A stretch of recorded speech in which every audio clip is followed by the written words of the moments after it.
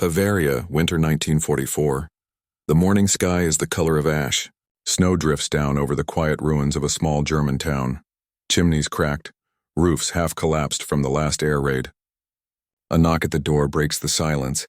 A weary postal officer stands outside, his blue-gray uniform dusted with frost. In his gloved hand, a thin white envelope stamped not with the Black Eagle of the Reich but with a foreign insignia. United States Army Postal Service. Inside, a woman unwraps it with trembling fingers. Her husband was killed at Stalingrad. Her eldest son vanished in Normandy. Her youngest, 19 years old one, was captured months ago. The envelope feels impossibly light, the handwriting unmistakable. She unfolds the paper, breath quickening as she reads the first line in his familiar script. "Mother, I am alive." Tears blur the ink. Outside, the wind whistles through broken glass. Somewhere in the distance, church bells ring over the snow. In that moment, the war recedes. The letter, carried across oceans, inspected by censors, stamped by strangers, has crossed every boundary that war tried to impose. And it is only the beginning of what those letters would come to mean.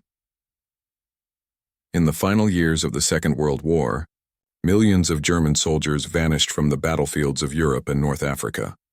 Some were killed in action, others listed as missing, their fates unknown. But for nearly 400,000 of them, captivity took a different form. They were shipped across the Atlantic Ocean to a land they had only known through propaganda and fear. Between 1943 and 1945, the United States became home to one of the largest prisoner of war programs in history. Over 370,000 German POWs were interned in more than 600 camps, scattered across 46 states. From the pine forests of Maine to the deserts of Arizona, from the plains of Kansas to the cotton fields of Texas. These men had been captured by Allied forces in Tunisia, Sicily, Normandy, and the Ardennes. They had fought under Hitler's banners, raised their arms in surrender, and now found themselves staring at the endless distances of America, a world away from the ruins of their homeland at the U.S. war. Department's policies toward these prisoners were rooted in the Geneva Convention of 1929, which strictly defined the rights and treatment of captured soldiers. They were to receive proper shelter, medical care, food equivalent to that given to American troops, and, crucially, the right to communicate with their families. For many Americans, this seemed almost unimaginable. The war was still raging, their own sons were dying overseas, yet the enemy, the very men they fought, were given paper, ink, and postage to write home. The decision was not made out of sentiment. It was policy, born of strategy and morality. The United States sought to prove that democracy's strength lay not in brutality, but in adherence to law and decency. Each letter written by a German prisoner was more than communication. It was a message of civilization amid barbarism. For the German soldiers, these privileges were disorienting. Many arrived expecting punishment or starvation. Instead, they were met by orderly camps, regular meals, and guards who enforced rules but rarely cruelty. They were paid small wages for labor on American farms or in lumber yards. They attended language lessons, watched films, and read censored German newspapers. Yet none of this compared to the most powerful comfort of all, the permission to write home. The process was meticulous. Twice a month, prisoners were allowed to send and receive mail, each letter limited to 25 lines. Written in German on standardized Red Cross stationery. Every sentence would be inspected by American and Swiss censors, and later by German authorities upon arrival. Anything that hinted at camp life, military information, or political criticism was blacked out or erased entirely. But the essential message, "I am alive," was allowed through. The letters followed an extraordinary route. Written in places like Camp Atterbury, Indiana, or Camp Aliceville, Alabama, they traveled to central censorship stations, where multilingual officers read and translated them. From there, the mail went to New York or Boston, crossed the Atlantic by ship to Lisbon or Geneva, where the International Red Cross sorted and redirected them into occupied Europe. In the final stage, German postal authorities, waning still under Nazi control, stamped them geprüft, examined, and delivered them to families living amid bombing, rationing, and fear. For many mothers, wives, and children, these letters were the first proof of survival. In towns like Bremen, Dresden, or Munich, where air raid sirens screamed nightly and official death lists grew longer each week, the sight of an envelope bearing foreign postmarks was both surreal and sacred. Inside were words that defied both propaganda and despair. "My dear mother," one prisoner wrote from a camp in Nebraska, "we are well fed, we work a little, and we sleep without fear of planes. I hope this letter finds you in health. Tell Father I still think of our farm when I see the wheat fields here." For German families, these words contradicted everything the regime had told them. Nazi propaganda depicted American camps as brutal and degrading. The U.S., they claimed, was a land of chaos, ruled by greedy plutocrats and Jewish conspirators. Yet here were letters from their sons describing kindness, order, and safety. Quietly, the letters began to erode belief in the regime's lies. At the same time, within Germany, censorship remained absolute. Families were warned not to share such letters publicly. The Gestapo monitored conversations for any sign of defeatism, but the truth could not be contained. In rural villages and crowded cities, people gathered around kitchen tables to read the smuggled lines aloud. "The Americans give us meat every day. We can pray if we wish. The guards are not cruel." Each phrase was a whisper of a world beyond tyranny, a glimpse of the humanity that Nazi ideology had long denied. For the prisoners themselves, the act of writing became a ritual of survival. The days in camp were predictable. Reveille at dawn, roll call, labor details, simple meals, lights out at dusk. But on letter days, the air seemed lighter. Men sat hunched over their Red Cross forms, pens scratching in unison. Some wrote to wives they had not seen in years, others to parents or younger siblings who might not even be alive. They wrote of weather, of memories, of faith. They avoided politics, avoided despair. The words they chose were simple but immense in weight. "I am alive. I pray for you. Do not worry." For American guards, the scene was hauntingly familiar. Many had sons or brothers fighting in Europe. Watching the prisoners write, they imagined what their own families would feel if a letter arrived from across the ocean saying the same thing. "I am alive." The common humanity beneath the uniforms became impossible to ignore. The War Department recognized this effect. Encouraging mail not only upheld international law, but also served as a moral and psychological tool. Prisoners who could communicate with home were calmer, less likely to resist or despair. And each letter that reached Germany carried an unspoken message. America was just. In a world divided by ideology, that message had power.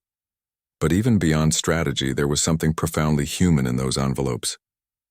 In them lived hope, guilt, and contradiction. Many prisoners struggled with shame. For being alive while friends had died. For finding decency among the enemy while their homeland descended into ruin. Others found comfort in the small kindnesses of camp life. A guard who lent a Bible, an American farmer who thanked them for good work, a chaplain who spoke of forgiveness. They wrote about none of this directly, knowing censors would strike it out. But the tone of their words, gentler, steadier, revealed what they had seen. Meanwhile, in Germany, the contrast between these letters and the collapsing front was unbearable. By early 1945, the Wehrmacht was shattered. Cities lay in ashes and civilians scavenged for food.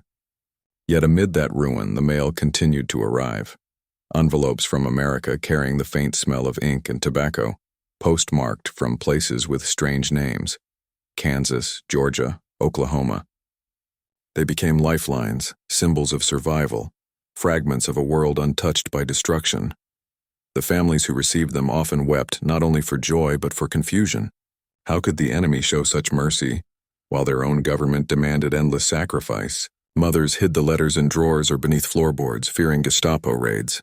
Wives read them aloud to children by candlelight, voices trembling with both relief and disbelief. By the end of the war, more than 10 million letters had crossed the ocean between American camps and German homes, each one a small defiance of hatred, each one proof that even in total war, empathy could survive. These letters would soon take on a meaning far greater than their words. They would become evidence, tangible proof of a world divided not just by armies but by conscience. For when the guns finally fell silent, those who had written and those who had read them would remember behind the wire. Among strangers, humanity had endured, and from that endurance would come the next, unexpected chapter. how the simple exchange of letters began to change hearts, both in Germany and in the very camps where they were written. The story of German POW letters was more than an exchange of words. It was a collision of ideologies played out in ink. Behind every envelope sent across the Atlantic stood two opposing worlds, one built on totalitarian obedience, the other on democratic principle. In that narrow space between a prisoner's handwriting and a censor's stamp, the moral divide of the 20th century was laid bare. For American authorities, allowing prisoners to write home was a calculated act of conscience and strategy combined. The U.S. War Department, operating through the office of the Provost Marshal General, understood that humane treatment was not just a moral obligation, it was psychological warfare of a subtler kind. In 1943, when the first German POWs began, arriving from North Africa, Washington made a deliberate choice. The camps would operate not as places of vengeance, but as demonstrations of democratic order. Under the Geneva Convention of 1929, every prisoner had the right to correspond with family. But in the U.S., that right became something more, a showcase of fairness amid chaos. By honoring the law while Nazi Germany violated it elsewhere, America sent a message to the world. It would not become what it fought against. And so, paper and ink became weapons of moral persuasion. At first, the prisoners themselves did not believe it. Men who had fought at Kasserine or Sicily arrived expecting brutality. They remembered Nazi training films depicting American soldiers as cruel barbarians, destroyers of culture. But inside the camps, they found something entirely different. The barracks were clean, food was regular, guards were strict but not violent. They were allowed to play music, attend classes, even practice religion. And, twice a month, they were given letter forms. It was a small thing, a sheet of thin Red Cross stationery, pre-printed with lines and strict instructions, no drawings, no maps, no military subjects. Yet for the men who had seen comrades die in deserts and forests, that sheet of paper became sacred.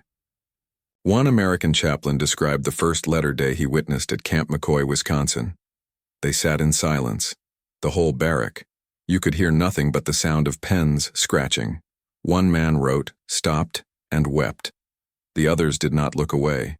They all understood. For many prisoners, writing was an act of defiance against despair. The words themselves were censored and mundane, talk of health, weather, and work. But their existence carried meaning.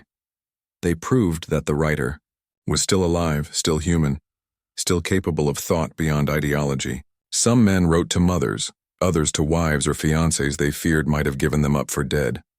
The act of writing reminded them of who they had been before the war. Sons, fathers, brothers, lovers. The U.S. Army established large censorship divisions, staffed by officers fluent in German. Every letter was read and questionable lines were blacked out or cut. The process was methodical. Thousands of envelopes stacked, stamped, and sorted daily.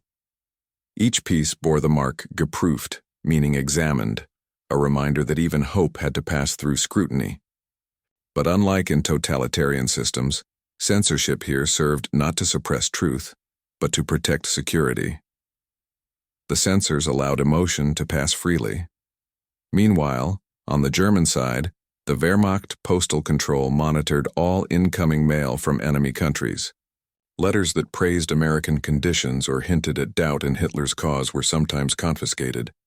Yet the system was overwhelmed. By 1944, the flow of POW mail had become a flood, and thousands of messages slipped through unchecked. One such letter, preserved in the archives of the German Red Cross, reads, "My beloved Lotta, we are treated fairly and have enough to eat. I work on a farm now, helping an old American couple. They are kind to me. Please do not worry for me. Only pray that this war ends soon." For families reading those words in bombed-out cities, the effect was profound. These letters shattered years of Nazi propaganda that depicted Americans as monsters. Mothers passed them quietly to neighbors, whispering, "They feed our boys. They let them work. They pray." Such whispers spread faster than the regime could silence them.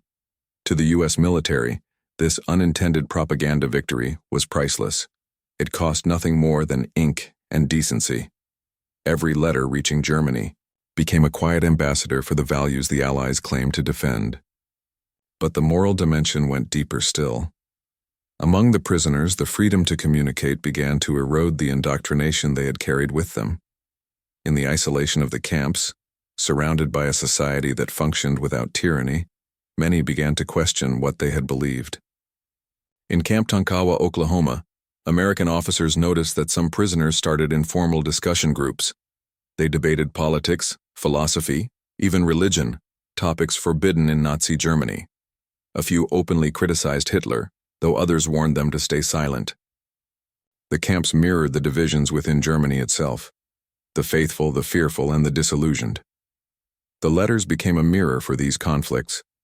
Some men wrote cautiously, hiding their doubts behind polite words. Others wrote defiantly, describing the kindness of their captors as proof that the war was built on lies. One prisoner's letter, intercepted by German censors, said simply, "If this is our enemy, then we were deceived." For the Nazi regime, such letters were dangerous.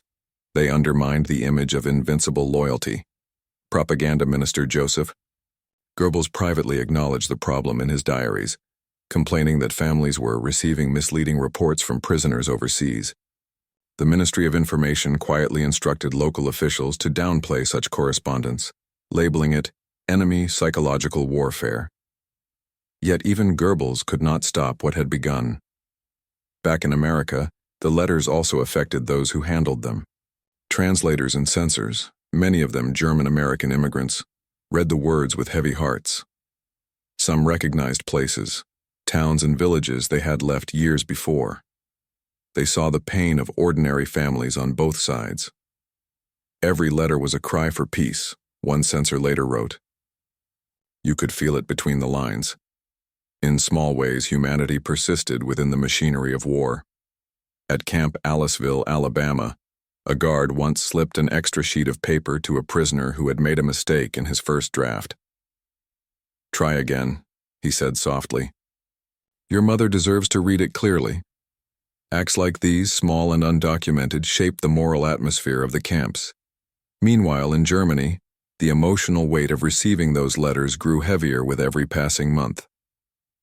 By late 1944, the Reich was collapsing.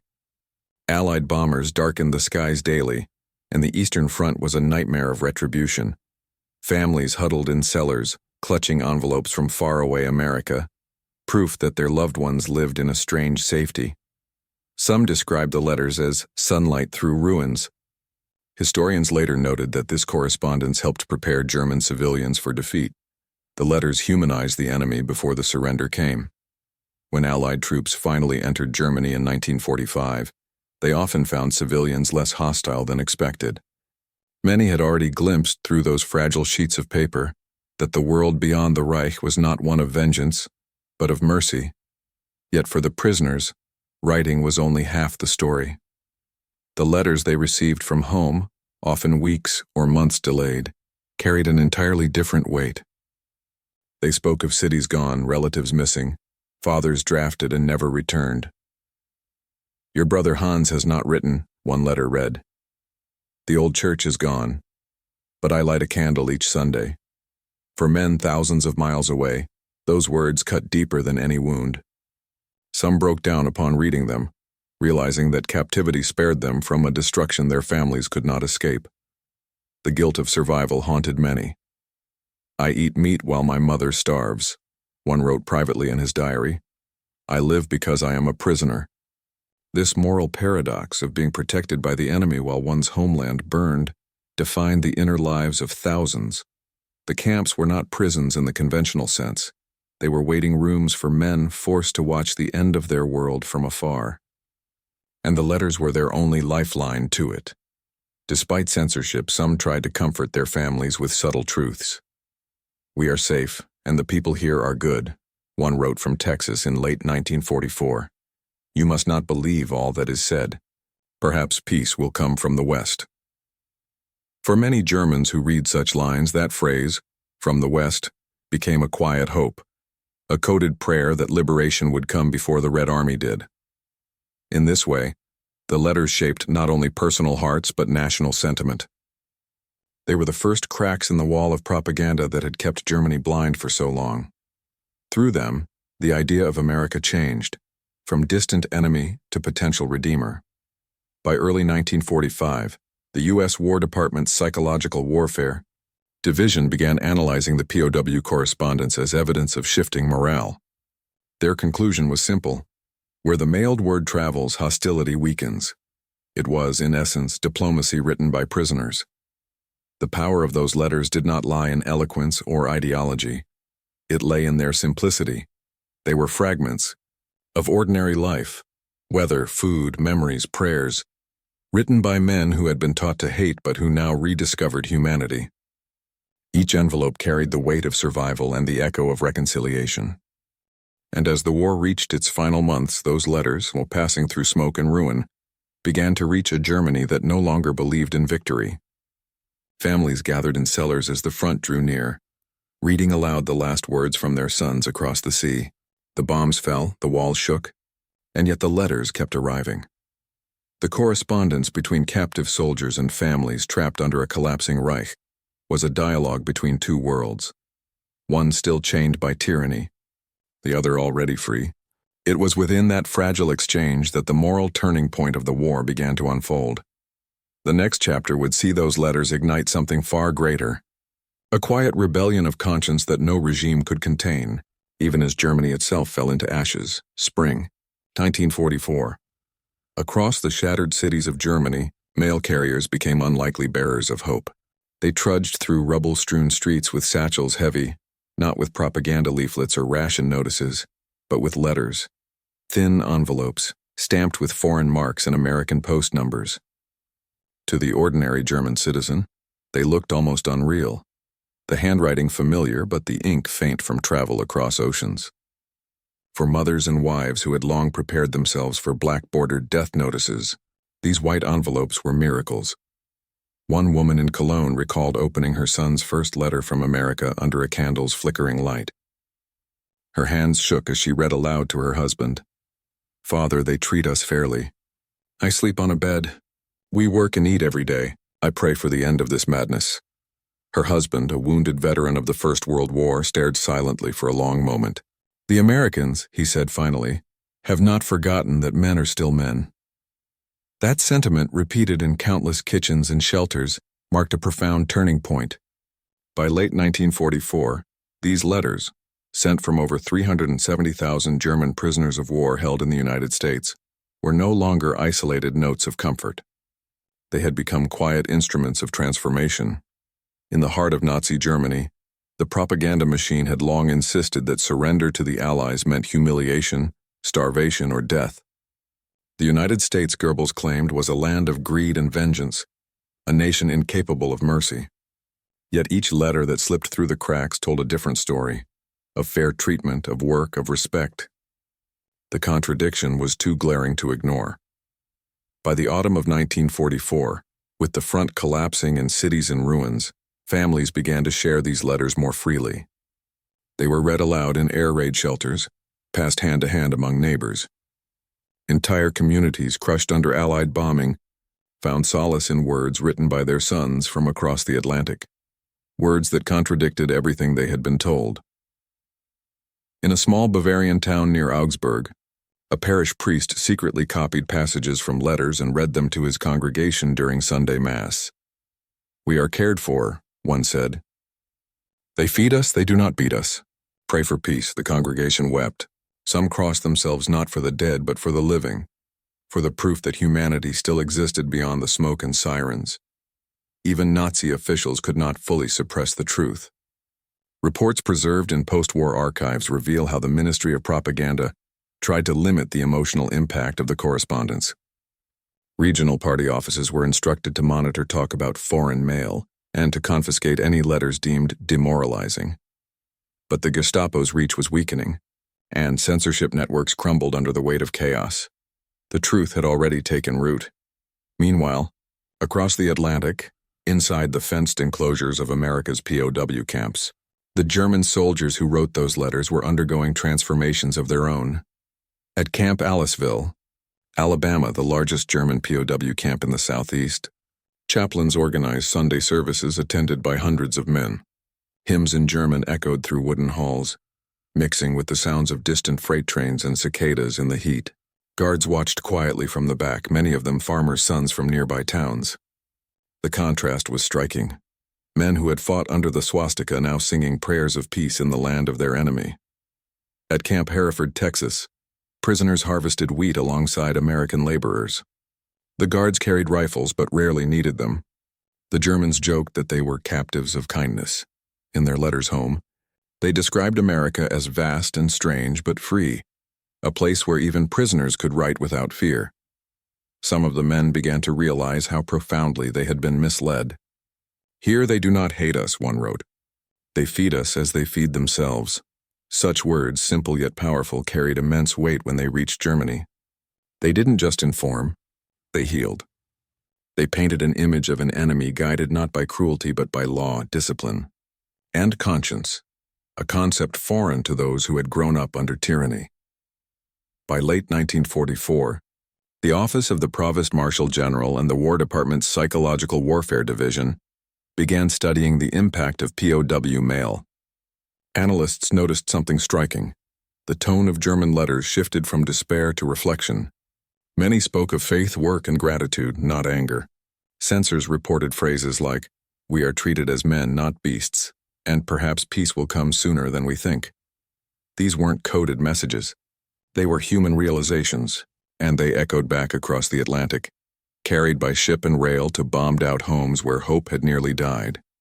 Historians later referred to this as the moral counteroffensive. Without firing a bullet, America was winning hearts in the very nation it fought to defeat. One particularly revealing episode occurred in early 1945.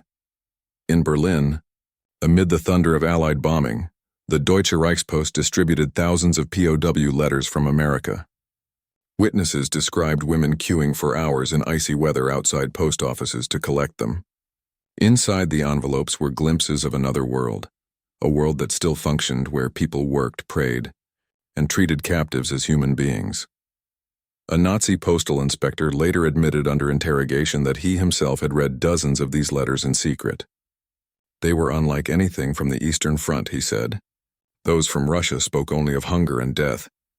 The ones from America spoke of order and kindness.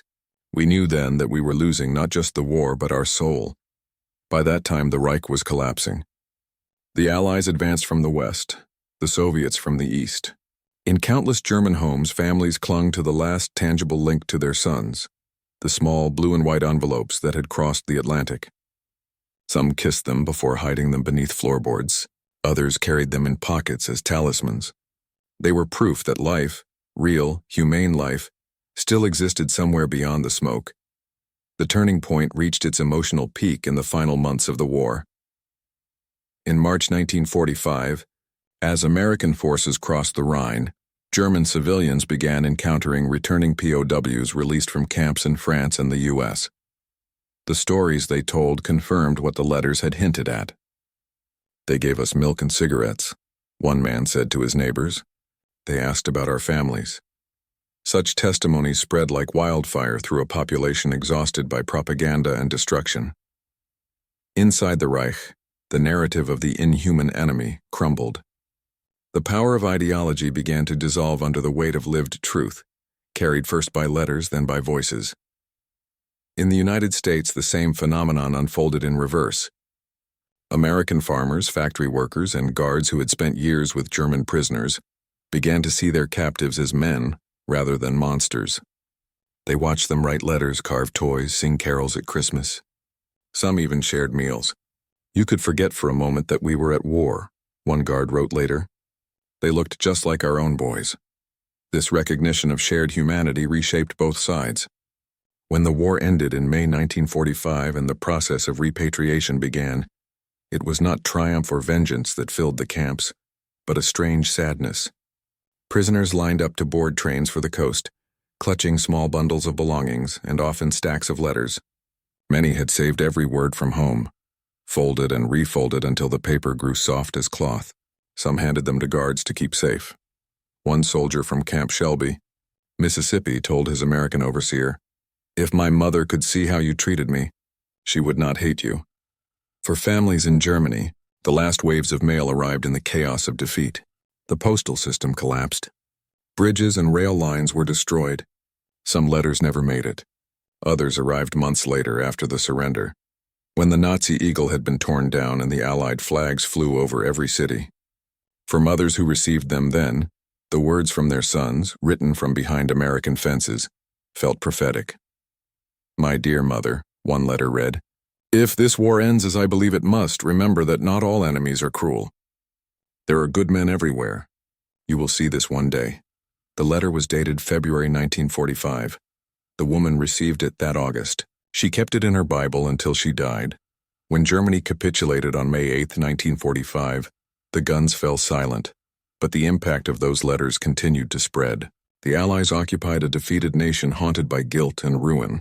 Yet within that rubble lay the seeds of something new: trust.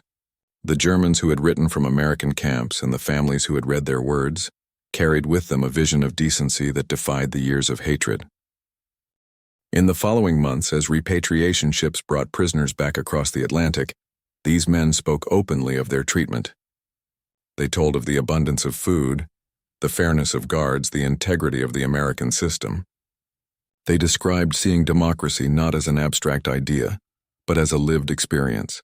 In the taverns and train stations of post-war Germany, their words mingled with the sound of reconstruction. "In America," they said, "we were not treated as enemies but as men." That message spread faster than any leaflet or broadcast could. It became one of the first bridges between occupied Germany and its new occupiers, a fragile but genuine beginning of reconciliation. In those final months, the German postal system tried one last desperate act of propaganda, issuing an order forbidding discussion of POW letters from America. But the order came too late. The letters had already done their work.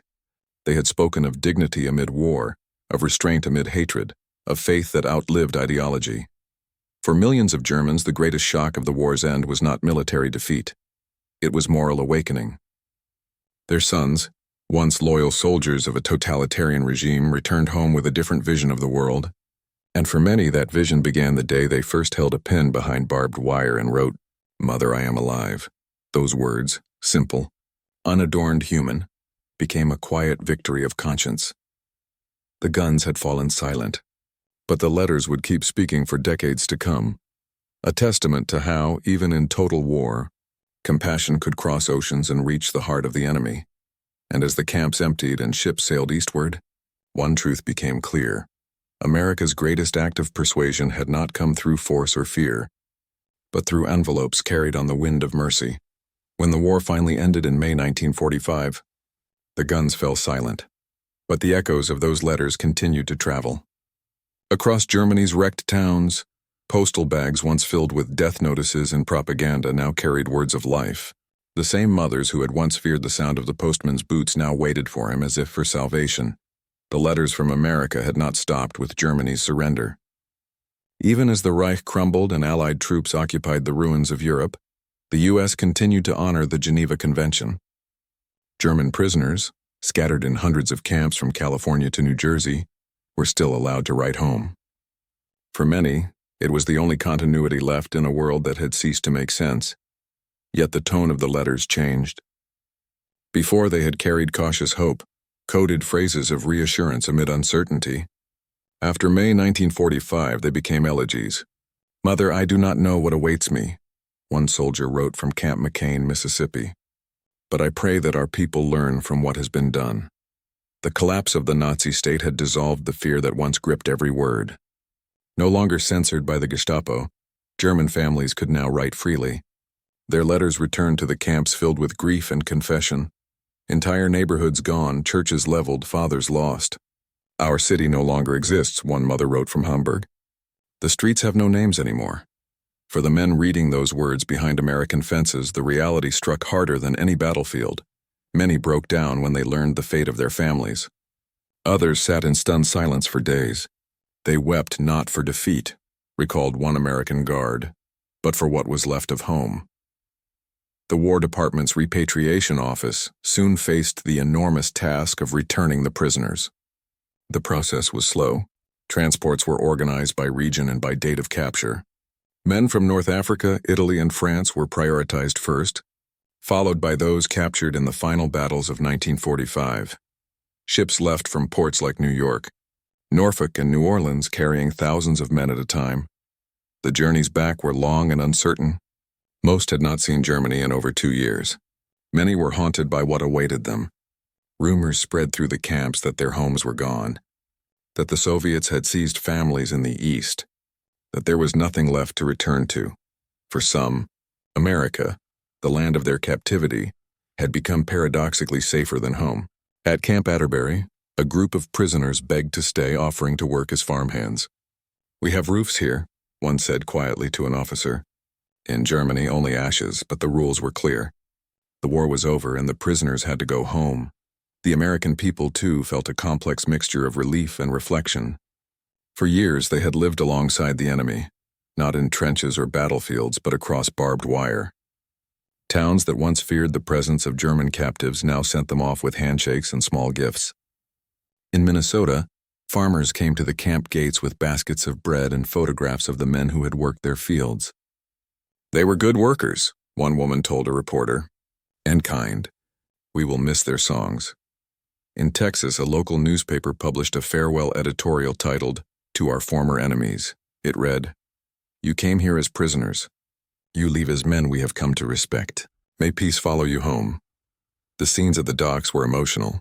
As ships prepared to sail, guards and prisoners stood side by side in silence. Some exchanged addresses, though they knew mail might never cross the Atlantic again. One German soldier handed his American guard a folded envelope. Inside was a letter written to the man's mother in Ohio. It read, "Your son was kind to me. I thank you for raising him this way." That letter was later printed in newspapers across the United States. It reminded readers that even amid war, compassion had not been lost. When the ships reached Europe, the returning POWs found a homeland they barely recognized. Cities like Berlin, Cologne, and Dresden lay in ruins. The old regime was gone, its symbols torn down. The occupying forces ruled through order and rationing. For those who had lived in the structured routines of American camps, the chaos was overwhelming. It was easier to be a prisoner in America, one man recalled, than free in Germany. Yet within the devastation, something remarkable began to take shape. The former prisoners brought with them not just memories of survival, but experiences that would quietly shape the moral rebirth of a nation. They had lived under a system where rules were fair, where authority was questioned, where religion was practiced without fear. They had seen democracy not as weakness but as strength, and when they returned, they carried those lessons into the ruins. Sociologists and historians later noted that these returning POWs played a subtle but powerful role in post-war reconstruction. Many became teachers, engineers, and administrators in the new West Germany. Some helped establish local councils, rebuilding communities on principles of fairness and civic responsibility. They were not heroes in the traditional sense. No medals, no parades, but their influence ran deep. As one former prisoner wrote years later, "We lost the war, but in America, I learned why we deserved to. There I learned what freedom means." The letters that had once crossed oceans during the war now took on new meaning in peacetime. Families who had preserved them in drawers and Bible pages began to reread them as historical testaments. Some were displayed in local museums. Others donated to archives. The ink had faded, but the words endured. "I am alive. They treat us well. Do not fear for me." These fragments of paper became the earliest written evidence of what historians later called the re-education. Through decency policy, the idea that humane treatment could reshape defeated enemies more effectively than punishment. The U.S. military's final report on the POW program, published in 1946, concluded with a striking statement. "Respect for the dignity of the individual has proven to be a greater weapon than any instrument of war." It was not sentimental. It was empirical. Across thousands of interviews, American officers found that German prisoners exposed to democratic behavior, simple fairness, lawful conduct, open discussion, returned home less bitter, more willing to rebuild rather than resent. The letters home had been the first and most enduring vehicle of that transformation. They were, in effect, the earliest messengers of a new relationship between Germany and America, one that would evolve from occupation to alliance in less than a decade. Not all Germans received those letters with ease. In the early post-war years, a shadow of shame hung over many who had survived as prisoners while others perished. Some avoided discussing their captivity entirely, fearful of being labeled collaborators or cowards. Others spoke quietly of the kindness they had experienced, but only within trusted circles. And yet, as the 1950s approached, that silence began to break. Journalists, clergy, and veterans organizations started collecting the old correspondence, recognizing its historical value. In 1954, the German Red Cross published a small volume of POW letters under the title Brief aus Amerika, Letters from America. The introduction read, "They were written by men who met their enemy and found their humanity." The book became a quiet sensation. Families who had lived through the bombings read it with tears. Teachers used excerpts in classrooms to explain how compassion could exist even in war. And for younger generations growing up in the ruins of the Old Reich, these letters offered a lesson their parents could not: that dignity and decency had survived even in defeat. In America, too, the legacy lingered. Decades later, small memorials appeared near former POW camps, modest plaques set in the ground, often funded jointly by local residents and returning Germans. One in Kansas reads, "Here stood the men who came as prisoners but left as friends." Archivists and historians preserved thousands of letters and collections across the United States. At the National Archives, the Smithsonian, and university libraries, each one told a fragment of a larger truth, that even in total war, the written word could reach across hatred and restore something human. The post-war interviews conducted by the U.S. Strategic Bombing Survey and later by sociologists of the Marshall Plan confirmed this remarkable transformation. The same men who had once believed in Nazi victory now spoke with gratitude toward the nation that had defeated them. "We thought we would face revenge," said one. "Instead, we met justice. It was, historians now agree, one of the quietest yet most profound victories of the entire war, the triumph of morality over ideology." The emotional resonance of those wartime letters did not fade with time. Families kept them folded in drawers long after the senders had passed away. The paper yellowed, the handwriting faded, but the meaning endured. They were not relics of war. They were fragments of reconciliation. In one preserved letter, a mother wrote to her son in 1946, months after his return, "Your letters saved me. When I thought all light was gone, they reminded me that the world could still be kind. You lived, and I believed again." Her words spoke for thousands. The generation that wrote and received those letters has mostly vanished, but their legacy remains embedded in the moral fabric of two nations once divided by war. What began as a simple act, a prisoner writing home, became a quiet revolution in how enemies could see one another. The letters outlasted every speech, every banner, every gun.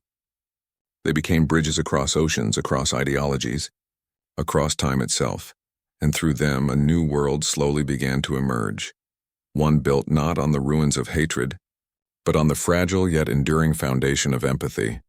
The letters had traveled from camps of captivity to homes of ruin, from the silence of censorship to the openness of memory. They had borne witness to a world at its worst, and shown that even then, human decency had not died. But as the dust of war settled and new nations rose, one question would linger: what did those letters truly mean for the generations that came after? In the end, the letters were not just words, they were proof. Proof that humanity could survive even when nations forgot it. Proof that a few lines of handwriting could cross oceans, censorship, and ideology, carrying mercy through the ruins of hatred. Each envelope, stamped and worn, told a story greater than victory or defeat. It told of a civilization that chose restraint over revenge, law over cruelty, compassion over propaganda.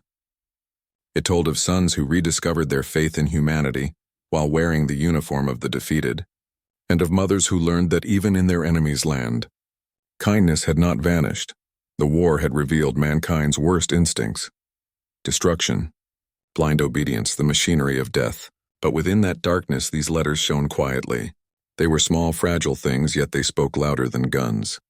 Their journey from wooden desks in Alabama and Kansas to bombed-out German villages was not just a logistical miracle.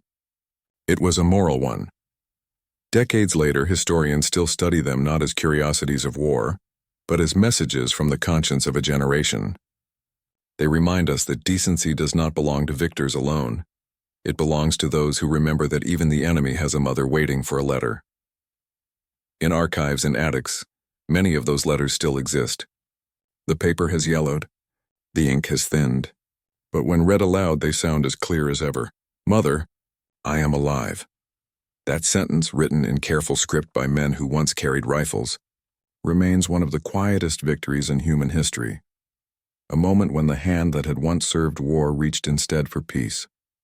And so, in the long silence after the bombs, the letters continued to speak, not of hatred but of endurance, not of conquest but of conscience. Because even in the greatest war mankind ever waged, the most powerful weapon America ever sent across the ocean was not a bomb, nor a bullet, but an envelope sealed with mercy and carried by hope.